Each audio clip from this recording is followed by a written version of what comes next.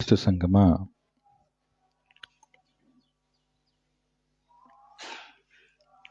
ఈ లోకములోనికి వచ్చిన మనిషి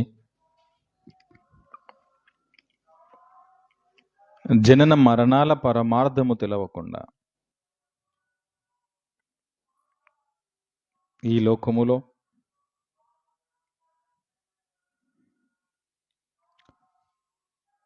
తన జీవితం ముగింపులోకి ప్రయాణం చేస్తూ ఉన్న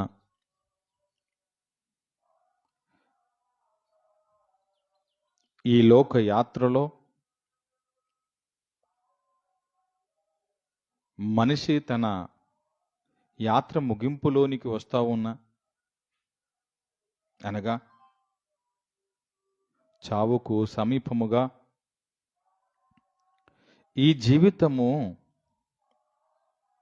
కొనసాగుతా ఉన్న సరైన విశ్వాసములో మనిషి కొనసాగలేకపోతున్నాడు. గత లాస్ట్ సండే రోజున మనము ప్రారంభించుకున్న విశ్వాస పరీక్ష, మన విశ్వాసము పరీక్ష చేసుకున్నప్పుడు దేవునికి సమీపంగా ఉంటున్నామా,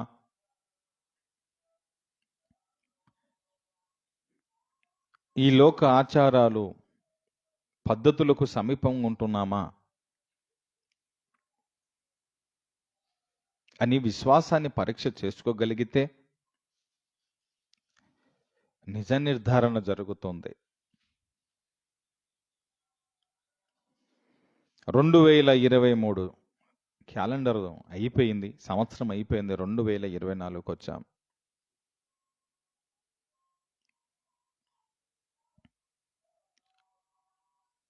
కానీ విశ్వాస జీవితాలలో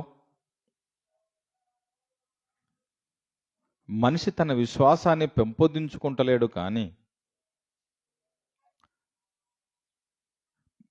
పైన కనబడుతున్న దానికి మాత్రమే, అక్షరార్థంగా ఉన్నదానికి మాత్రమే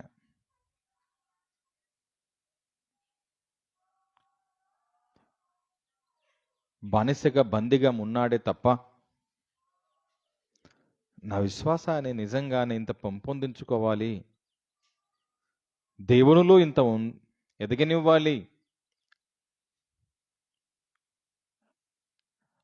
అనే నిర్ణయంలో మనిషి ఏమాత్రము లేకుండా పోయాడు.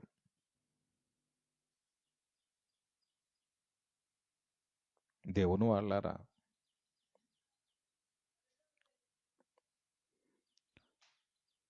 దైవమును గురించిన ఆలోచన మనిషికి లేకుండా పోయింది.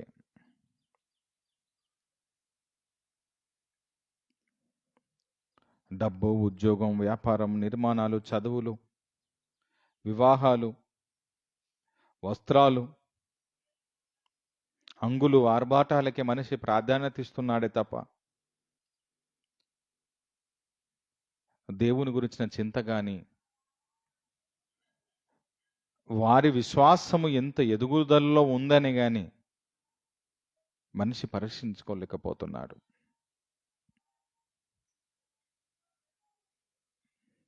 మనము నిత్యము, ప్రతిరోజు, ప్రతి నిమిషము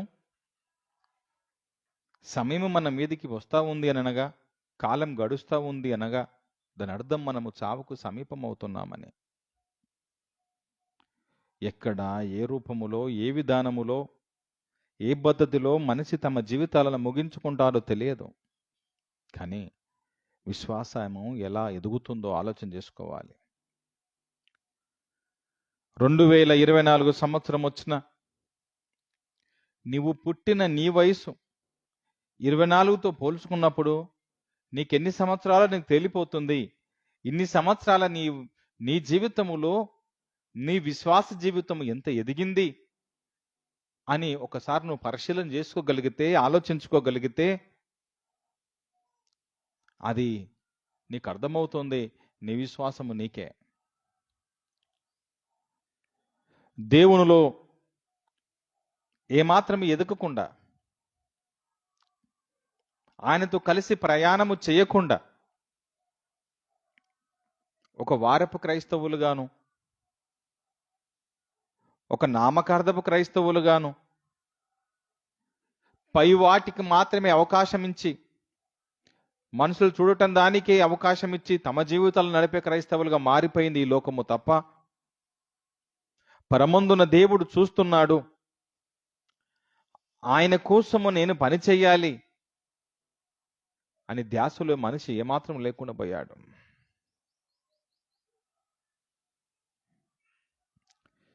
నీ విశ్వాసము రోజు రోజుకు ఎదుగుతూ ఉండాలి, కానీ ఒకసారి పరీక్షించుకో నీకు నువ్వు నీ విశ్వాసము.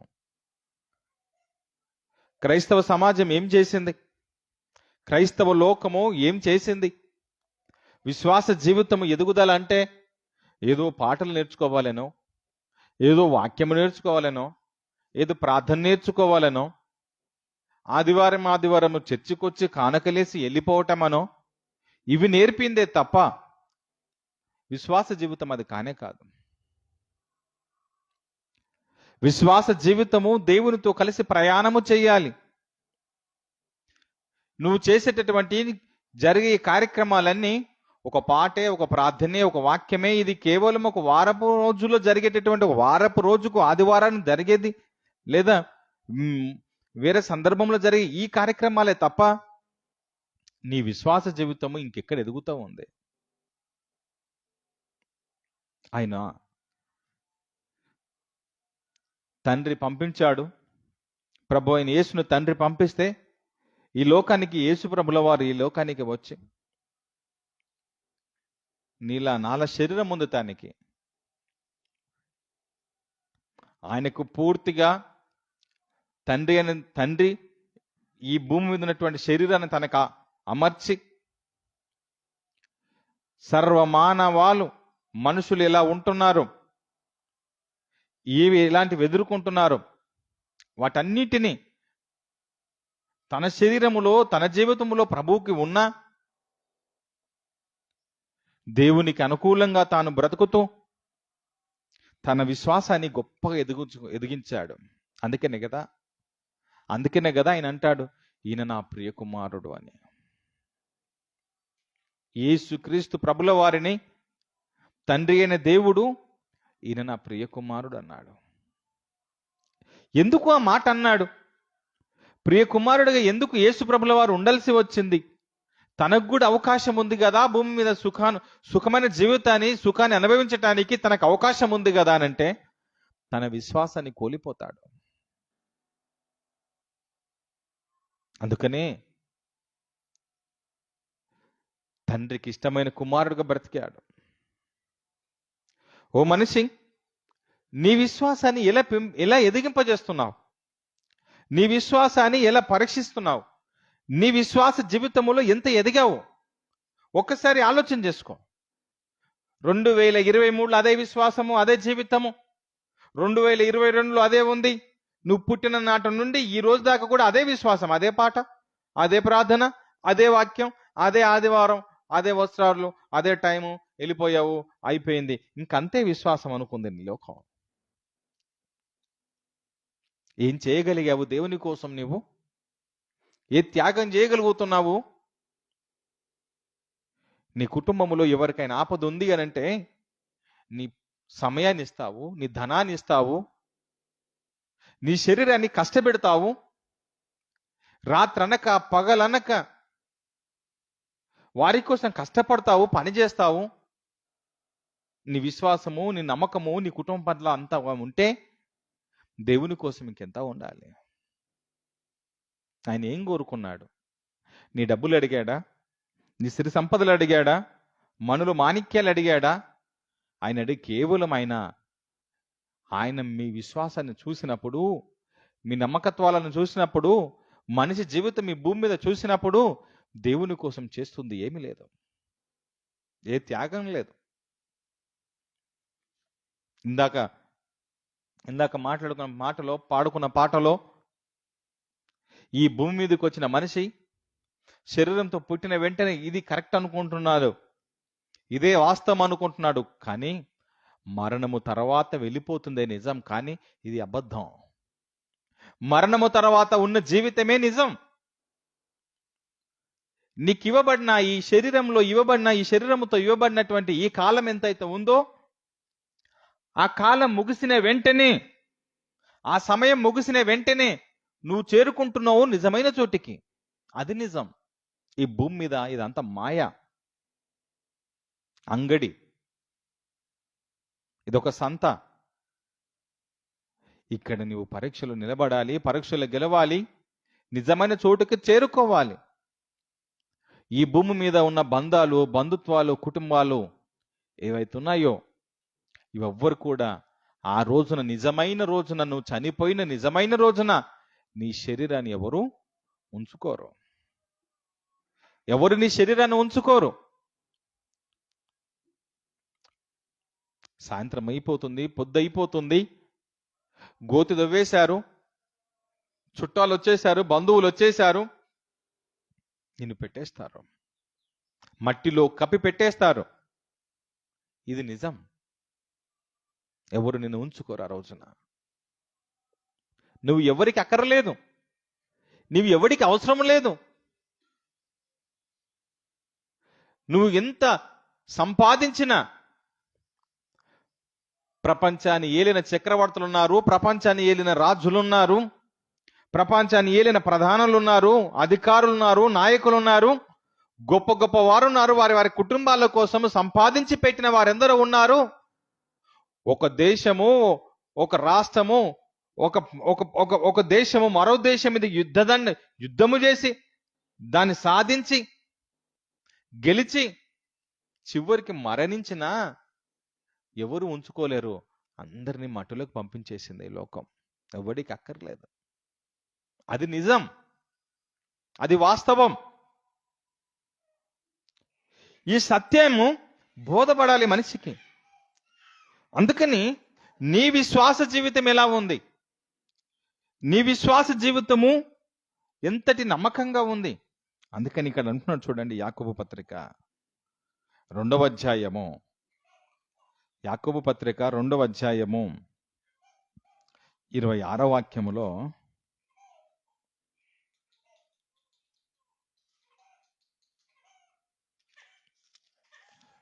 యాకోబు పత్రిక 2వ అధ్యాయము 26వ వాక్యములు ఇలా ఉంది.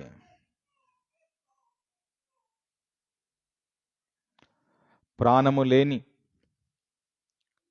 శరీరం ఎలాగ మృతమో అలాగే క్రియలు లేని విశ్వాసము మృతము.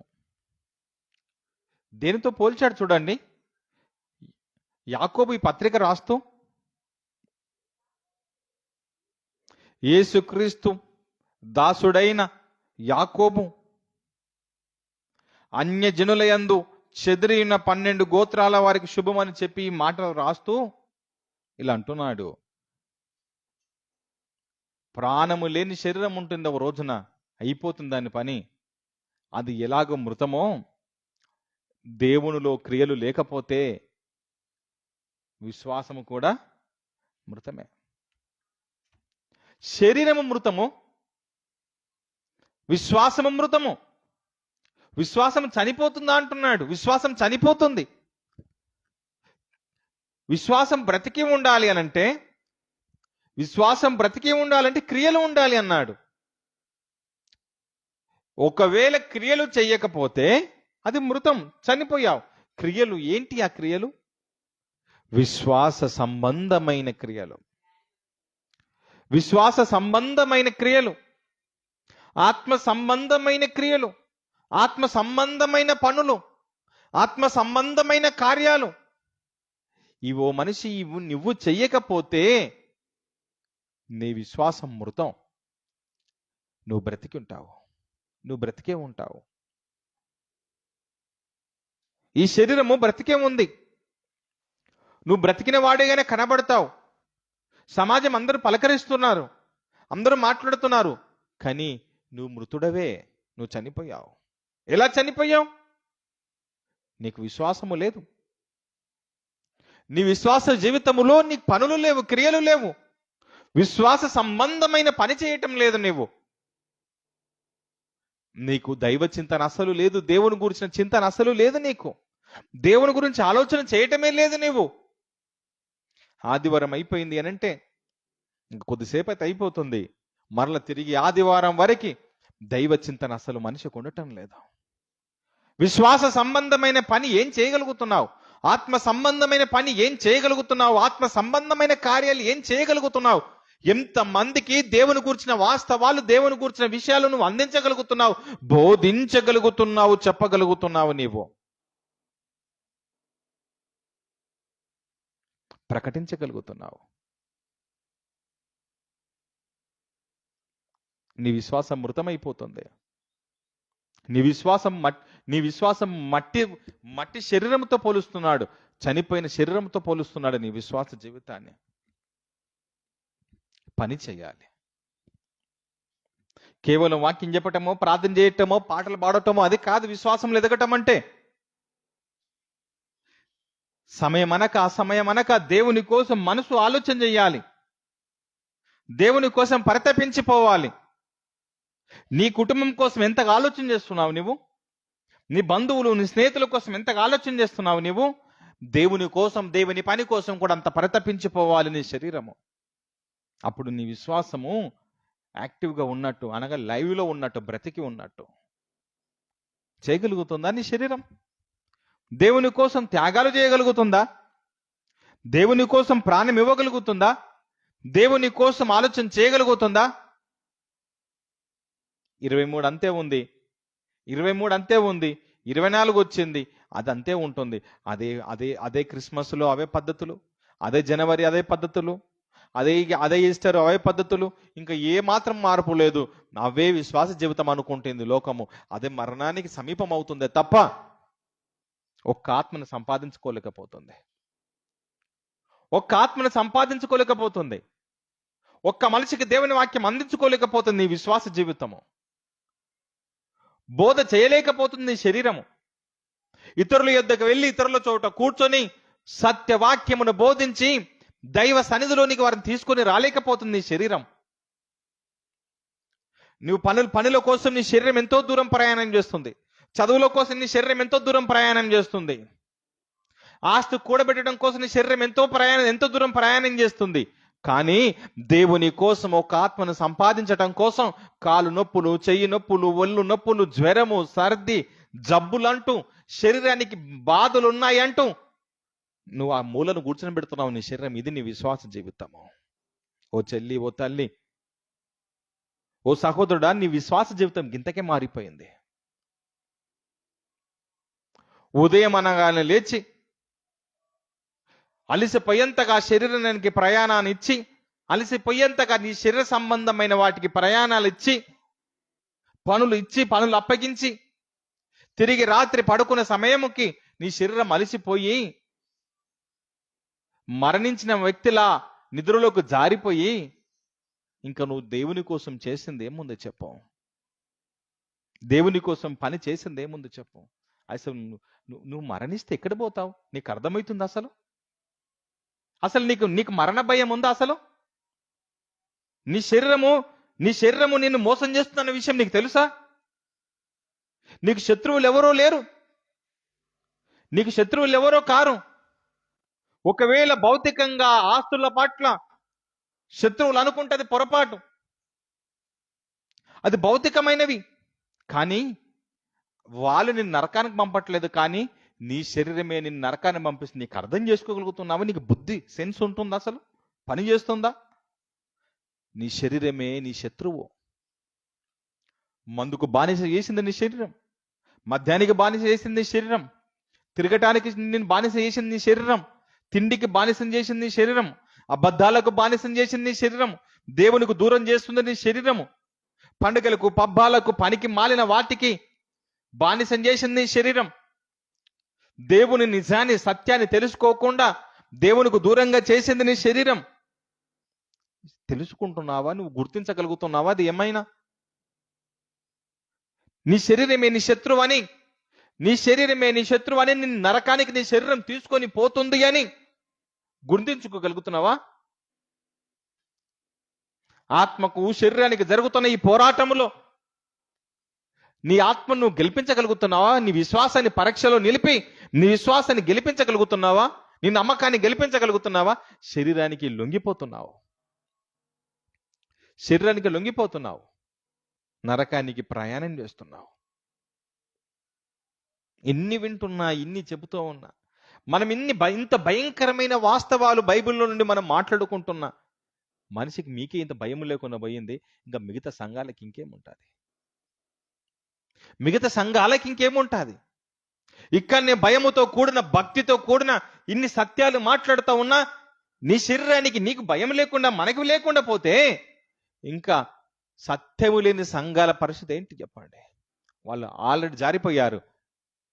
నీ శరీరము జాగ్రత్త, ఓ మనిషి, నీ ఆత్మ జాగ్రత్త. నువ్వు పరిశీలన చేయాలి, పరిశోధించాలి. విశ్వాస జీవితములో నీ శరీరాన్ని నిలపగలగాలి, నువ్వు పెట్టాలి. నిజం అనేది ఒకటి ఉంది, నిజం అనేది ఒకటి ఉంది అనగా నీ శరీరము మరో చోటికి, మట్టికి వెళ్ళిపోయి నీ ఆత్మ మరో చోటికి చేరుకుంటుంది.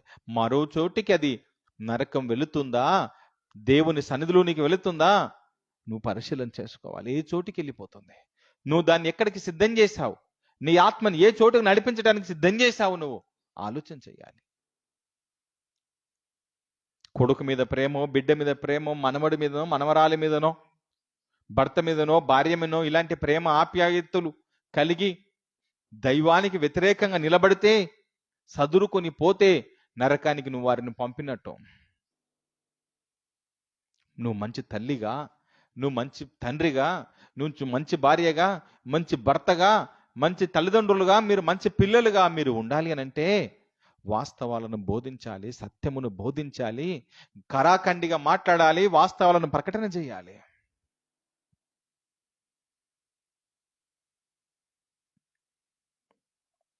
ఒకటవ అధ్యాయం అదే పుస్తకంలో 2వ వాక్యము, 1వ అధ్యాయము అదే పుస్తకంలో 2వ వాక్యం ఇలా అంటున్నాడు చూడండి. నా సహోదరులారా మీ విశ్వాసానికి పరీక్ష ఉంది అన్నాడు. ఓ నా సహోదరులారా, మీ విశ్వాసానికి పరీక్ష ఉంది, పరీక్ష జరుగుతుంది, ఎగ్జామ్ జరుగుతుంది. మీ విశ్వాసానికి పరీక్షలు ఉన్నాయి. ఏందనుకుంటున్నారు విశ్వాసం అంటే?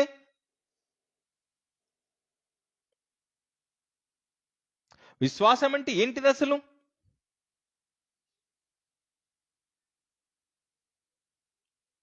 నమ్మకం. మీ విశ్వాసానికి పరీక్ష ఉంది, అది తెలుసా మీకు? పరీక్ష చేసుకోవాలి, మీ విశ్వాసాన్ని పరీక్షించుకోవాలి. ఎలాంటి పరీక్షలు జరుగుతున్నాయి? ఉదయం లేచింది మొదలుకొని తిరిగి రాత్రి మంచం పైకి వెళ్ళేదాకా అదంతా పరీక్షే, అదంతా పరీక్షనే.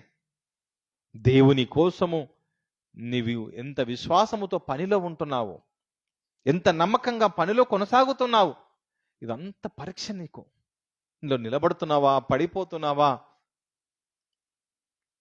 అది నువ్వు చూసుకోవాలి.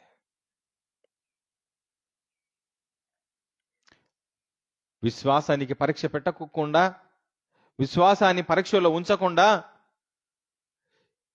ఈ భౌతికమైన చింతలోనే మనిషి మునిగిపోయాడు. అందుకంటున్నాడు చూడండి, అపోస్తలుడైన పౌలు కొరింథీయులకు రాసినటువంటి మొదటి పత్రిక 7వ అధ్యాయం 32వ వాక్యములో ఇలా అంటున్నాడు. మీరు 31 నుంచి చూద్దాం.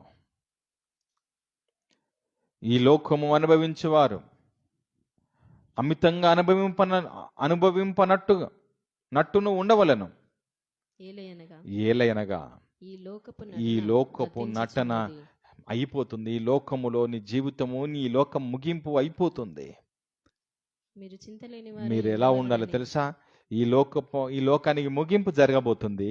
మీరు చింత లేని వారై ఉండవలని కోరుచున్నాను. చాలు, మీరు చింత లేని వారై ఉండాలి.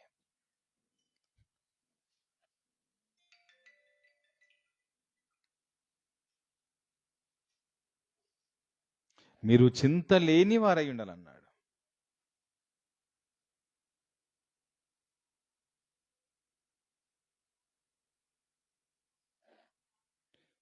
మరి ఎలాంటి చింతన? నీ విశ్వాస జీవితానికి ఎలాంటి చింత ఉంది? దైవ సంబంధమైన చింత ఉందా? భౌతిక సంబంధమైన వాటిని గురించి చింతిస్తున్నావా? దేని గురించి నీ చింతన? నీ విశ్వాసానికి పరీక్ష ఉంది. ఆ పరీక్షలో నువ్వు నిలబడితే నువ్వు గెలుస్తావు. ఆ పరీక్షలో కానీ నువ్వు నిలబడకపోతే ఓడిపోయి ఆరిని అగ్నిలోనికి జారిపోతావు. నీ విశ్వాసానికి పరీక్ష ఉంది. ఎలాంటి పరీక్ష? ఆయన అంటున్నాడు చూడండి,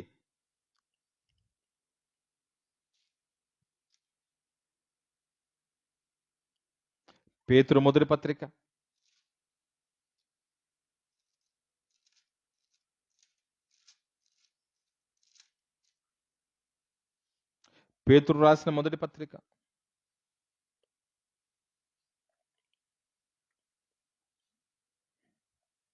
5వ అధ్యాయము 6-7 వాక్యాల్లో,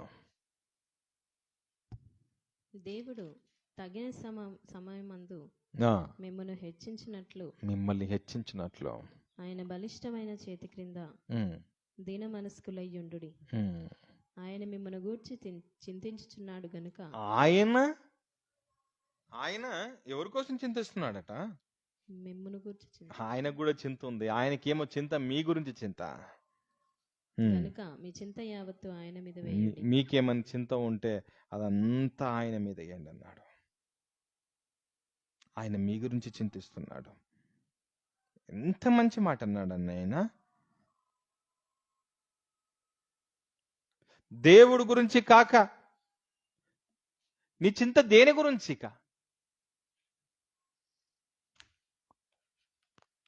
ఏం మాట ఇది? ఇప్పుడు ఇందాక మనం చూసుకున్నాము, మనుషులేమో భౌతికమైన వాటిని గురించి చింతిస్తుంటే దేవుడు దేని గురించి చింతిస్తున్నాడు? చింతిస్తున్న మనుషుల గురించి ఆయన చింతిస్తున్నాడు. ఏమైపోతుర్రా వీళ్ళు? ఎక్కడ పోతారురా బాబు వీళ్ళంతా చనిపోతే? అయ్యో వీళ్ళు నరకానికి జారిపోతున్నారే,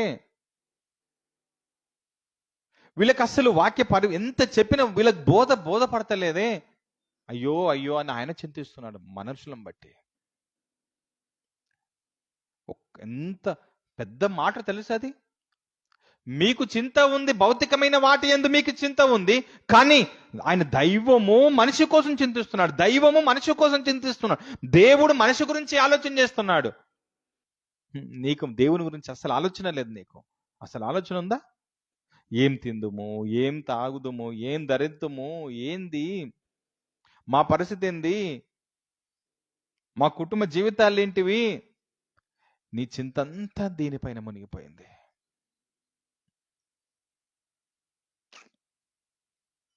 ఇదా నీ విశ్వాసం? ఇది నీ విశ్వాసం? నువ్వు పరీక్ష చేసుకోగలిగితే ఇది నీ విశ్వాసం. నిజమైన విశ్వాసి ఎలా ఉంటాడు తెలుసు? క్రీస్తులా ఉంటాడు. నిజమైన విశ్వాసి క్రీస్తులా ఉంటాడు. దేవుని గురించి ఆలోచన చేస్తాడు. ఆలోచన చేయటం మాత్రమే కాదు, ఆయన గురించి ప్రతిరోజు ప్రకటిస్తుంటాడు, బోధిస్తుంటాడు. అనేక మంది ఆత్మలకు ఆ దైవం గురించిన విషయాలు ప్రకటిస్తుంటాడు. ఆయన సన్నిధులకు తీసుకొని వస్తుంటాడు. 24 అవుతుంది, 2024 సంవత్సరాలు అవుతుంది. ఎన్ని ఆత్మలకు నువ్వు వాక్యం చెప్పావు? ఎంతమందిని ఆయన సన్నిధులను తీసుకొని వచ్చావు? ఎంతమందికి వాస్తవాలు బోధ చేశావు? ఎంతమందికి సత్యమును బోధ చేశావు? ఎంతమందికి వాస్తవమైన వాక్యాలను అందించావు? మూఢనమ్మకమైన సంఘాలు, వాస్తవమైన వాక్యములు లేని సంఘాలు, వాటి పట్ల నీకు చింత లేదా? వారికి వాక్యం అందించాలనే చింత నీకు లేదా? ఉపయోగము లేని, సరైన విశ్వాసములు లేని, సరికాని సంఘాలలో కొనసాగుతున్న వారి పట్ల నీకు చింత లేదా? వారికి ప్రకటించవ వాక్యం, వారికి బోధించవ వాక్యం, వారికి సరిచేసేటటువంటి ప్రసంగాలు చెయ్యరా? ఎక్కడుంది మీ చింత అంతా? అందుకని మీ విశ్వాసాన్ని మీరు ఒకసారి పరీక్ష చేసుకోండి. 2023 సంవత్సరంలో సేమ్ విశ్వాసం ఉన్నట్టు ఇప్పుడు అదే విశ్వాసంలో కొనసాగితే నువ్వేం విశ్వాసవిక? ఏం క్రైస్తవుడివి నువ్విక? ఈ 2024లోనైనా నడుము కట్టండి. మీ డబ్బు పెట్టండి దేవుని విషయాల కోసం, మీ సమయాన్ని ఇవ్వండి దేవుని విషయాల కోసం, మీ శరీరాలను ఖర్చు చేయండి దేవుని విషయాల కోసం. 2024లో దేవుని కోసం కొన్ని ఆత్మలను సంపాదించండి. మీరంతా కష్టపడండి. అసత్య బోధలో వెళుతున్న వారికి వెళ్ళి కూర్చొని సత్యమును అందించి సంఘములు కూర్చొని.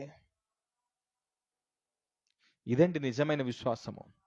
నిత్యము ప్రతిరోజు దేవుని కోసం పని చేయటము, అది ఎదగటానికి సూచన. నువ్వు నిత్యము దేవుని గురించి ఇతరులకు ప్రకటిస్తూ బోధిస్తున్నావంటే అది నీ ఎదుగుదల. ఆదివారం రోజు ఎవరని చెప్తారండి? ఇప్పుడు నీ ఇక్కడ కూర్చున్నాను కదా, నేను చెప్తున్నాను నేనే ఇతరులకు వాక్యం చెప్పకుండా, దేవుని పని చేయకుండా, వేరే వాళ్ళకి సువార్త ప్రకటించకుండా కేవలం ఆదివారం రోజు వచ్చి నేను చెప్తున్నా అంటే నాదేం విశ్వాసం? నేను పని చేయాలి, మీరును పని చేయాలి. అందరూ అనేకమైన ఆత్మలకు వాక్యం అందించాలి. మీరు అనుకుంటున్నారేమో వాళ్ళు ఏ చర్చికి పోయినా ఇంకా పర్వాలేదు అని అనుకుంటున్నారేమో, వాళ్ళు ఏ చోటులో కూర్చొని పాటలు పడుతున్నా సరైనది అనుకుంటున్నారేమో. కాదు కాదు కాదు కాదు, అవన్నీ వాస్తవమైన సంఘములు కానే కావు. అవన్నీ అసత్యములో ఉన్నవి. సత్యములో మనం ఎలా అయితే వాస్తవాలు మాట్లాడుతున్నామో అలా మాట్లాడగలుగుతున్నారా వాళ్ళు? మన సత్యమును ఎలా బోధిస్తున్నామో వాళ్ళు అలా బోధించగలుగుతున్నారా వాళ్ళు?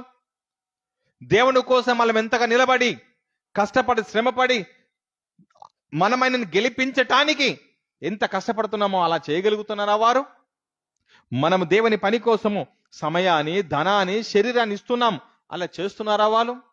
ముఖ్యంగా బైబిల్లో ఉన్న వాక్యము ఉన్నట్టుగానే ఇతరుల సంఘాలు బోధిస్తున్నారా? అలా జరగకపోతే అవన్నీ కూడా నిజమైన సంఘములు కానే కావు. వాటందరి పట్ల మీకు చింత ఉండాలి.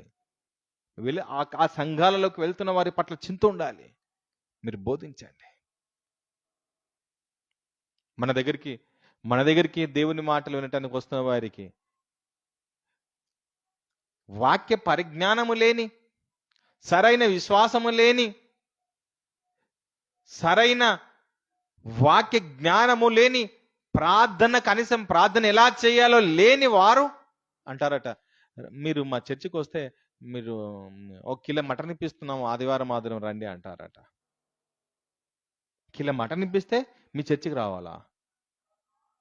సిగ్గుమలిన విశ్వాసులు, సిగ్గుమలిన కాపరి, సిగ్గుమలిన సంఘము, ఇదేం పోకడా? ఇదేంది?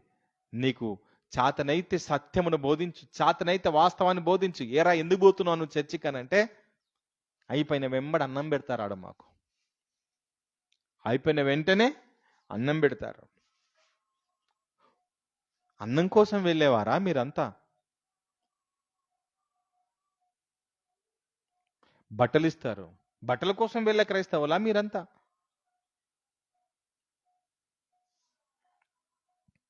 విశ్వాసులు కారు వీళ్ళంతా. సరైన బోధలు కావు అవి. నమ్మకములు కొనసాగని క్రైస్తవులు.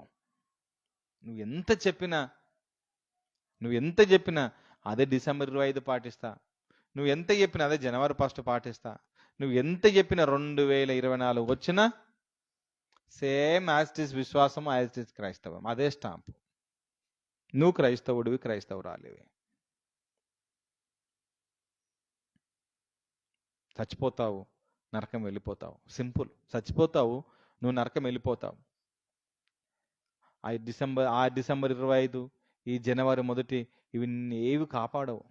నీ వాగ్దానాలు ఏవి నేను కాపాడవు. అయిపోతా, లేపేస్తాడు దేవుడు, నరకానికి వెళ్ళిపోతావు నువ్వు. నీకు అసలు దైవ భయమే లేదు, నీకు అసలు దేవుని భయం లేదు నీకు అసలు.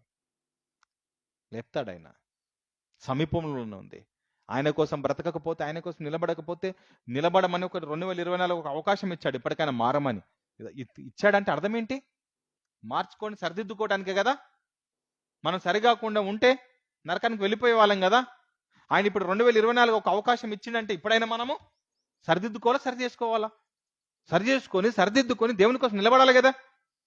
మళ్ళీ డిసెంబర్ 25 రాగానే అదే గొంగడు కాస్తా, బిస్తరు కడతా, అదే పండగ చేస్తా, అదే పబ్బడి చేస్తా, జనవరి 1 కట్టెను లేపుతా, క్యాలెండర్ లేపుతా, వాగ్దానాలు తీస్తా, నేను ఇదే పాటిస్తా, లెంట్లు పాటిస్తా.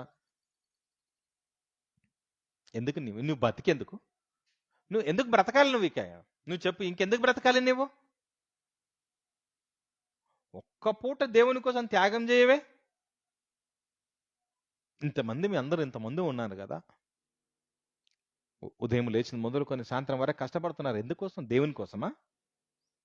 ఆ? ఎన్ని రోజులు కష్టపడతావు నీకోసం? నీకోసం నువ్వు ఎన్ని రోజులు కష్టపడతావు? మరి దేవుని కోసం?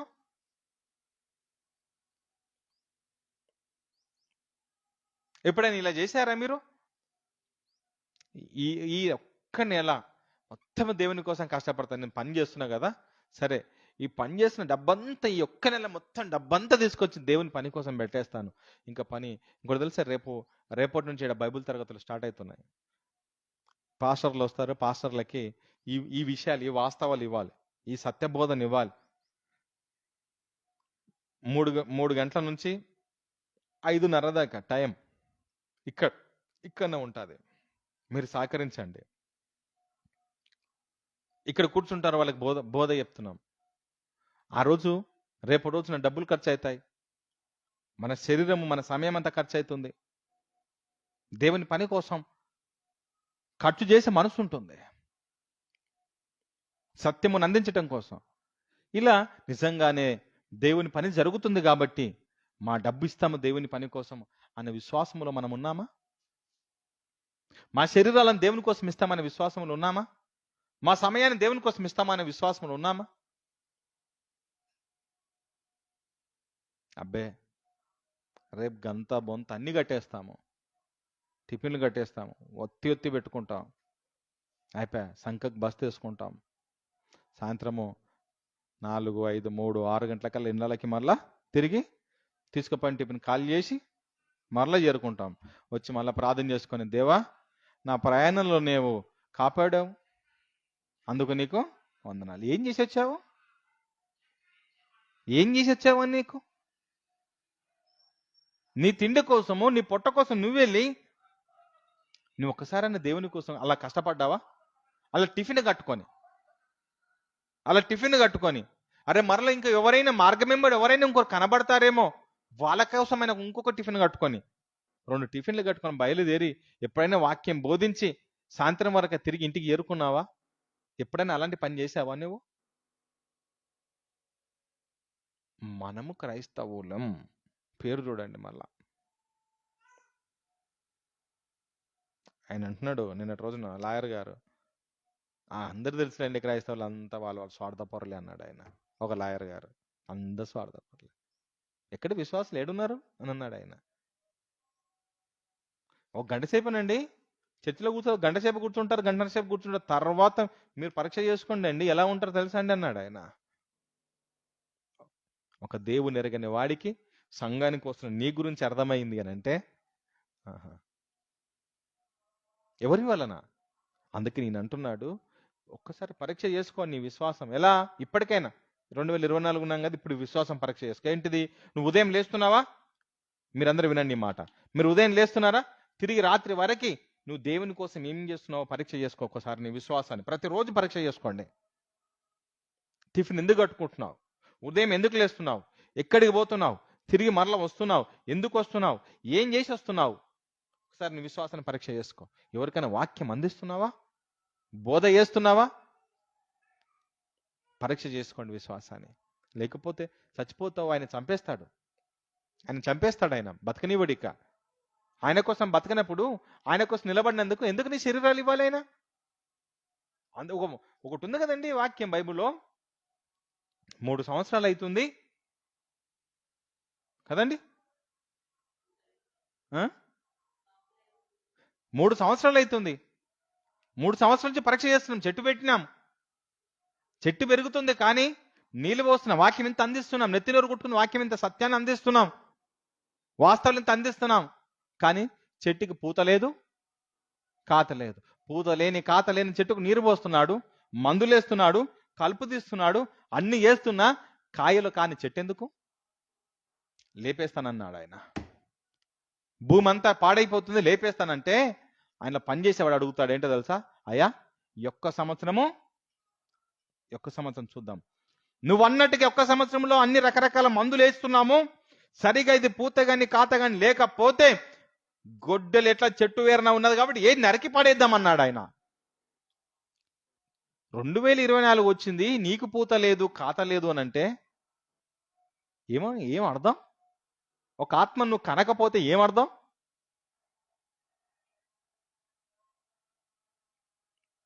మనల్ని అంటారు, వాక్యం బోధించేవాడిని ఏమంటారు? కాపరి అంటారు. వాక్యం బోధించేవాడిని కాపరి అంటారు. మరి గొర్రెలు ఎవరు? గొర్రెలు ఎవరు? వింటున్నా, మీ భాషలో మాట్లాడు, వింటున్నా విశ్వాసులు ఎవరు? గొర్రెలు. గొర్రె ఇంకో గొర్రెని కనకపోతే ఎలా?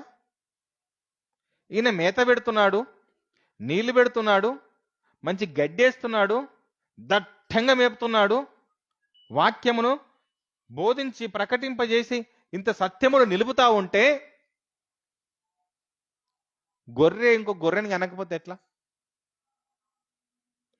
కాపరి పని కాపరి చేసుకుంటున్నాడు. కాపరి ఏం చేస్తున్నాడు? మేత పెడుతున్నాడు, అన్ని పెడుతున్నాడు, దానేస్తున్నాడు, నీళ్లు పెడుతున్నాడు, కాపు కాస్తున్నాడు, అన్నీ చేస్తున్నాడు, పచ్చిక బయలలో మేపుకొని వస్తున్నాడు, సరైన వాక్యమును వాస్తవాన్ని బోధిస్తున్నాడు. అయినా అన్ని తిన్నా ఈ గొర్రెలు ఒక్క గొర్రెని కనకపోతే ఏం చేయాలి? ఇక ఏం చేయాలి? కట్టికొడికి అప్పచెప్పాలా లేదా? కట్టికొడికి అప్పచెప్పాలా లేదు? ఇక దీని నుంచి ఏం ప్రయోజనం లేదు, తీసుకుని వెళ్ళిపోయి. ఇక ఇది జరుగుతుంది. ఒక్కసారి నువ్వు ఎందుకోసం తెలుసా? పనివాడే జీతమునకు పాత్రుడు. పని చేసిన వారికే పరలోకం. ఏం పని చేయాలి? దేవుని గురించిన పని చేయాలి, దేవుని గురించి సత్యమును బోధించాలి, అనేక మందికి సత్యాన్ని బోధించాలి. ఇదిగో వారు ఆ సత్యములు నడుస్తున్నారంటే నువ్వు వాక్యం బోధిస్తున్నావు కాబట్టి వాళ్ళు నడుస్తున్నారని అర్థం. వాళ్ళు నడవట్లేదంటే నువ్వు అసలు బోధిస్తలేవు కాబట్టి వాళ్ళు నడవట్లేదు. నువ్వు ఒకసారి బోధించు, నీ విశ్వాసాన్ని పరీక్ష చేసుకో, నీ విశ్వాసాన్ని పరీక్ష చేసుకో. నీవు వాక్యము ఇతరులకు ప్రకటించి ఆత్మల్ని ఆయన సన్నిధిలోనికి పట్టుకొని వస్తున్నావా లేదో పరీక్ష చేసుకో. కళ్ళు మూసుకుందాం, ప్రార్థన చేసుకుందాం. ఇక